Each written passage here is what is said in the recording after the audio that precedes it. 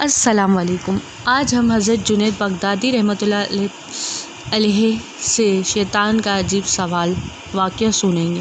حضرت جنید بغدادی رحمۃ اللہ علیہ کا نام کون نہیں جانتا۔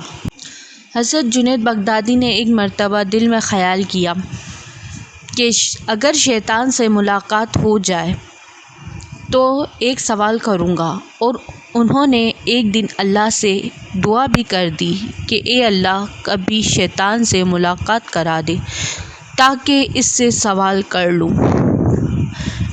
ایک دن نماز پڑھ کر مسجد کے باہر نکلے تو ایک بوڑھا آدمی جھک کر سلام کرنے لگا۔ حضرت جنید رحمۃ اللہ علیہ نے اس کو دیکھ کر کہا کہ کون ہو تم؟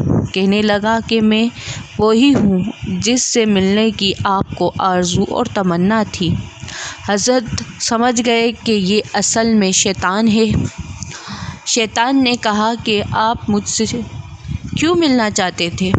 حضرت جنید رحمۃ اللہ علیہ نے کہا کہ میرے ذہن میں تیرے متعلق ایک سوال ہے۔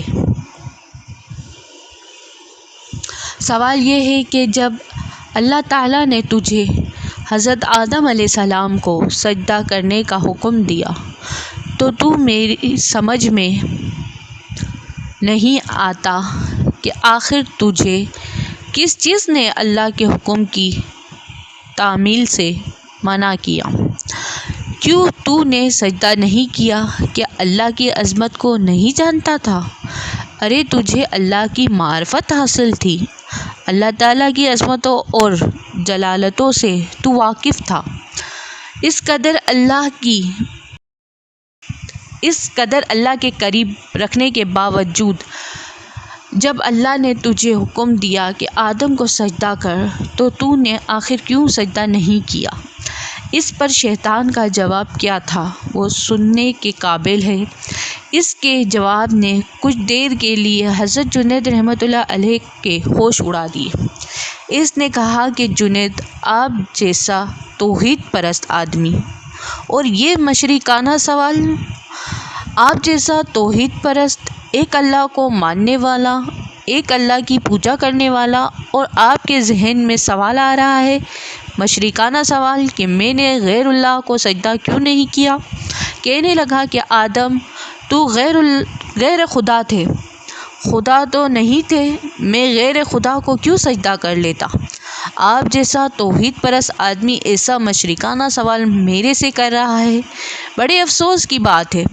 حضرت جنید رحمۃ اللہ علیہ کہتے ہیں کہ جب اس نے یہ بات میرے سے کہی تو مجھے لگا کہ ہاں، یہ تو ٹھیک کہہ رہا ہے، اور پھر تھوڑی دیر کے لیے مجھے ایسا معلوم ہوا کہ میرا ایمان سلب ہو رہا ہے، اور اس لیے میں سناٹے میں پڑ گیا، ہوش و حواس باقی نہ رہے۔ میں سوچنے لگا کہ اس کو کیا جواب دے سکتا ہوں، اس لیے کہ جب وہ کہہ رہا ہے کہ تم ایک اللہ کو ماننے والے ہو اور مجھے پوچھتے ہو کہ آدم کو سجدہ کیوں نہیں کیا۔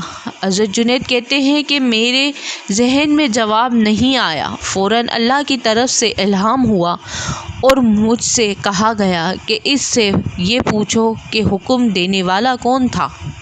حکم دینے والا جب خود کہہ رہا ہے کہ فلاں چیز کو سجدہ کرو تو توحید اسی کا نام ہے کہ اس کی بات کو مان لیا جائے۔ حضرت جنید کہتے ہیں کہ اس الہام کے بعد میرا ایمان برقرار ہوا، ورنہ تو مجھے ایسا معلوم ہوا کہ میرے ایمان میں تنزل پیدا ہو گیا ہے۔ بھائیوں، یہ ہے شیطان کی مکاری عیاری، نہ ولیوں کو چھوڑا، نہ ابدالوں کو، نہ ولیوں کو چھوڑا، نہ غوث ابدال کو چھوڑا، نہ انبیاء کرام علیہ السلام کو چھوڑا۔ غور کرو کہ شیطان باتوں کو اور چیزوں کو کس طرح مزن کرتا ہے اور گمراہ کرنے کی کوشش کرتا ہے۔